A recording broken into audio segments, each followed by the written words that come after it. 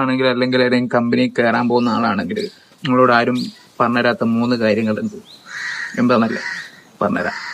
ആദ്യത്തെ, അവിടെ ചെല്ലുമ്പോൾ തന്നെ നിങ്ങളോട് പറയും, മനെ നമ്മൾക്കൊരു ഫാമിലിയാണ്, എന്തേ പറയണം കേട്ടോന്ന്. കുടിച്ച വെള്ളത്തിൽ വിശ്വസിക്കരുത്. ഇതൊക്കെ എല്ലാവർക്കും പോയാലും പറയുന്ന സാധനമാണ്.